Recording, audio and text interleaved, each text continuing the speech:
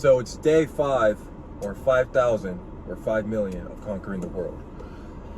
And today we're going to discuss the 5 things to do to stop drug addiction. Today we're going to be talking about something a little bit more serious. Something that I have a good key instinct in, and I feel and I know that I can help you guys that are dealing with this sort of heretic lifestyle, right? Okay. And I brought my dog with me. She's always going to be with me. Hopefully she doesn't bark this time as much, but most likely she will, so hopefully I can edit that out. So without further ado, the first step into conquering and destroying your drug addiction is to find some form of dopamine and serotonin outside of the drugs that you're partaking in. Now, what drugs do is heighten the dopamine levels, and they heighten, maybe some drugs like amphetamines and MDMA may heighten serotonin levels. These control your mood, your sleep, your appetite, and furthermore, dopamine, we all get it, right? You can get it when you're working out and doing whatnot. So the key elements to figuring out how to get natural dopamine receptors and a lot of other receptors like oxytocin, serotonin, all these other things that help keep you happy, really. And so the first one I'm going to talk about is working out. You have to work out. You have to train. You got to go to the gym. You really freaking do. You really fucking do. Maybe even a walk. Just go for a walk. It can help you. So playing sports or working out can help you out with your dopamine. You can work out, you go for a run. That's why they call it runner's high, because it gives you that natural dopamine release. And it can really help you and benefit you. It has helped me all my life. I've been training and working out like if I was Goku since I was 8 years old. And I've never left it. It's become a form of my identity. I don't feel like I'm me without it. So I get it done no matter what, regardless on how I feel. So you got to do that. Maybe other ways to gain regular dopamine and natural dopamine is to maybe read a book. TV, I'm a little skeptical about TV. The reason why is you're not really doing anything with progress. And sure, you're getting released some dopamine and serotonin in your brain, but you're not making progress, and that goes against what I'm trying to preach.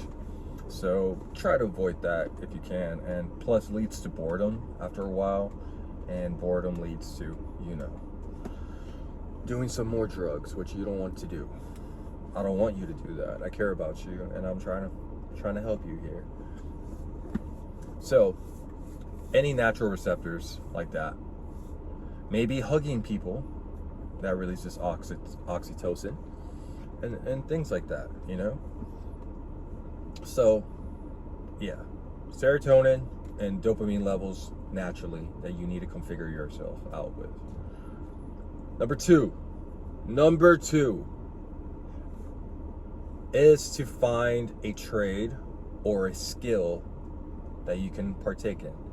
Maybe you always wanted to be a basketball player.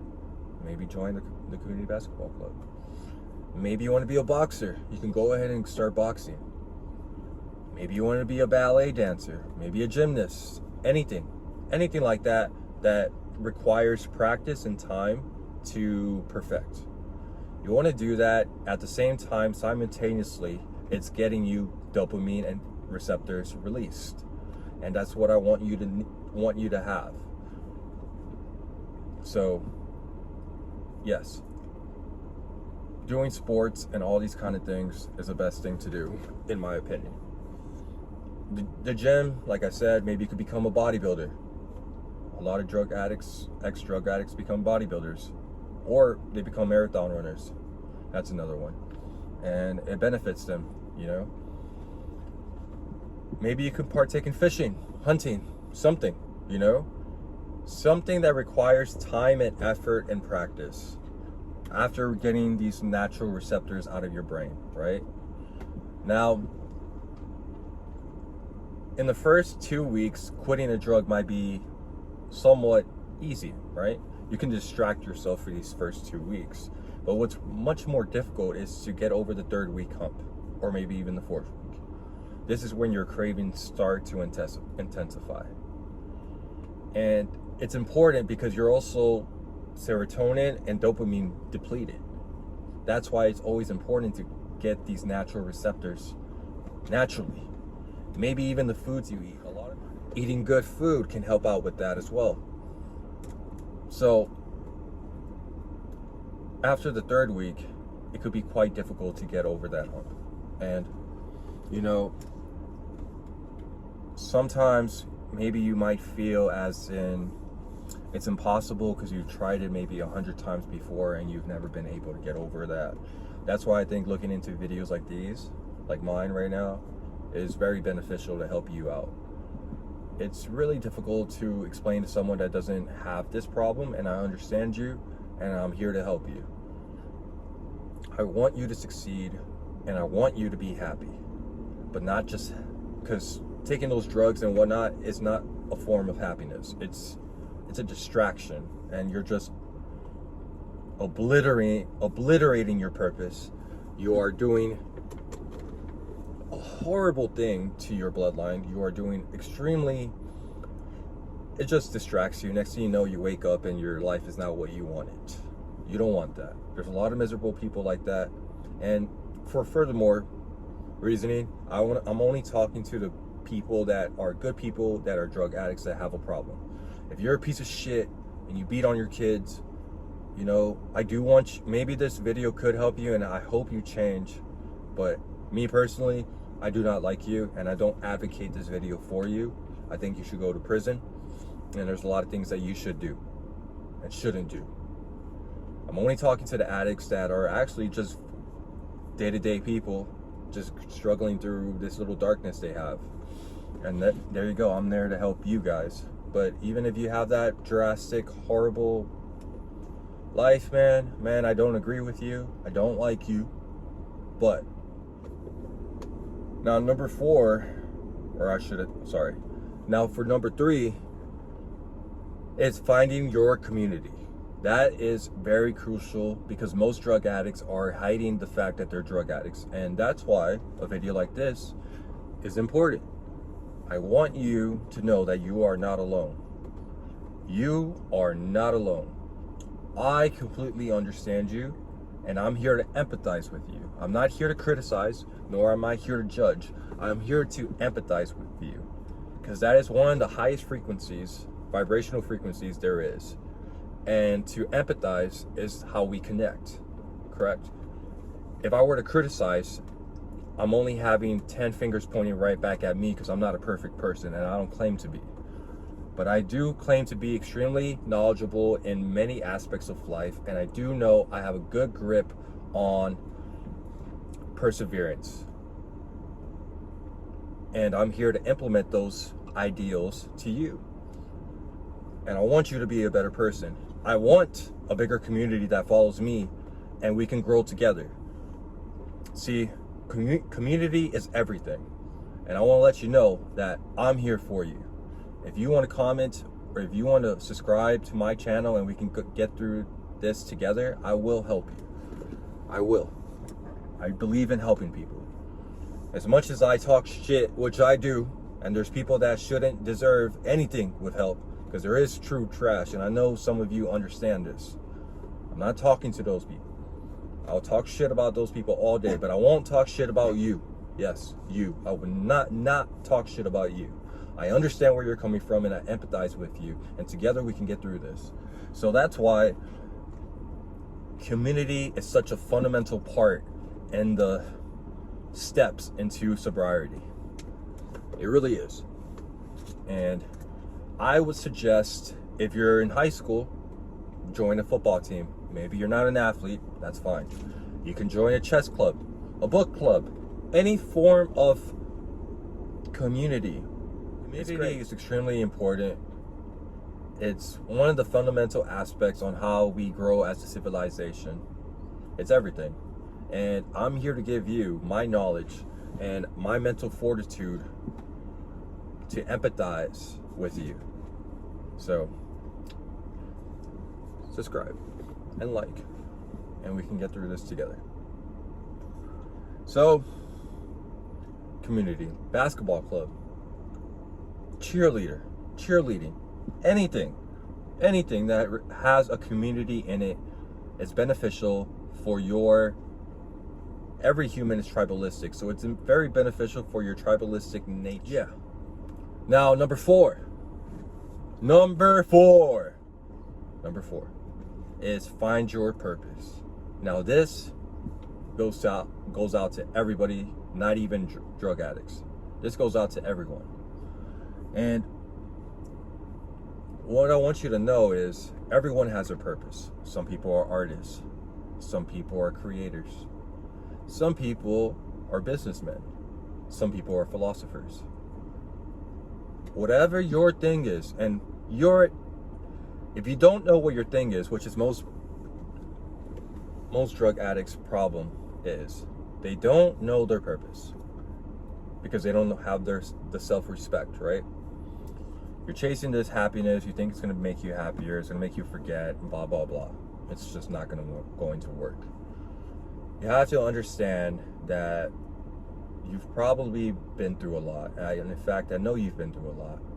But nobody else cares about you the way you're going to care about yourself. You need to understand that you can reflect right back at your life and analyze on how and why you are the way you are right now, and blame it and externalize it on a person or a situation. And I'm not saying it wasn't traumatic. I bet it was. But the fact of the matter is, you will die at 50, 60, 70 years old, still saying the same goddamn thing, saying it's this person's fault and this is the reason why I am the way I am. Or you could be a person and be like, I came out through the gutter, I fought through it, and I became champion and king of the mountain or queen of the mountain. And I went through all that and I overcame it. Perseverance, like I spoke about. You choose. You make your bed, right?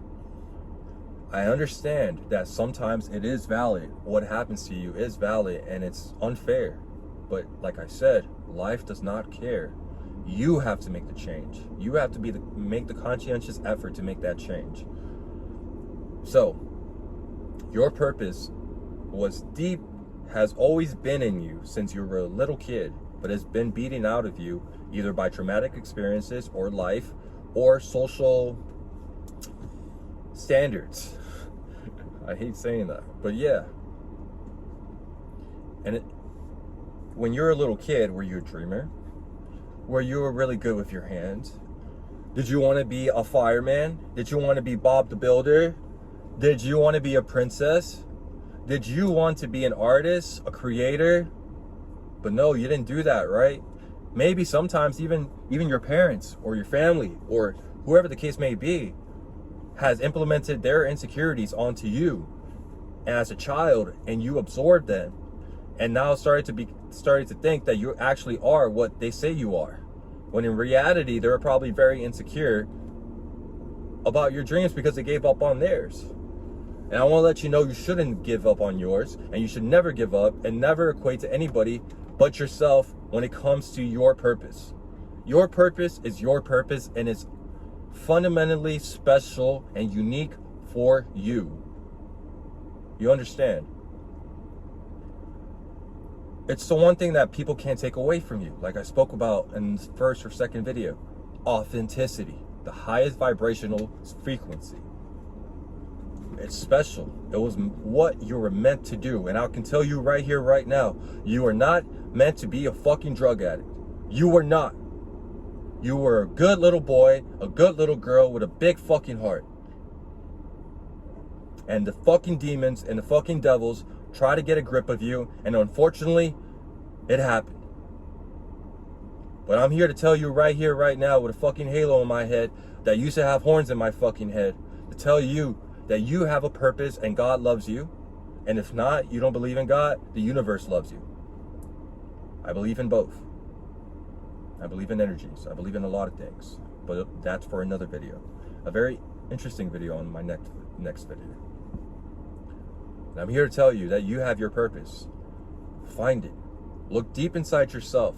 When you were a child, you knew your purpose. You knew what you were good at, what you were special at. Get back to it. Get back to it. We were all meant to shine. Not one light takes away from another light. We all shine together, and we brighten the world that way. Don't listen to all these nonsense that's on the media to confuse and brainwash your mind or your other insecure friends. And I'm gonna tell you one thing too, I forgot. I believe it goes back to community. Is if your friends are all having the same problem, you might need to cut them off and start some new friends with a different type of mentality. Now, if they want to get helped and go along with this, climb this mountain with you, sure, go ahead. But if they don't, cut them off. They're going to drain you. And I mean it. If you don't fucking change that, you're going to be that 55, 85-year-old in a fucking chair, if you even make it to that age, from all the bullshit you're doing. Okay? Now, I want you to subscribe and like to my channel so we can get through this together. Okay? Now I want you to like and subscribe to my channel. I feel like my channel can benefit the world, and I understand I only have 50 viewers per video, but I feel like we can get this a lot higher. And I definitely gonna work harder on myself as well on these videos and invest more into these videos so I can make them a lot more entertaining, because I'm here to create. That is my purpose, is to create and innovate and be an artist. That's what's truly my purpose. All right? And you know your purpose too, and I can't wait till you succeed. So get off your fucking couch, stop crying over your fucking self, and get to work and follow these 4 steps. And subscribe and like to my channel. And I love you. Snowy loves you. All right, we out. Peace.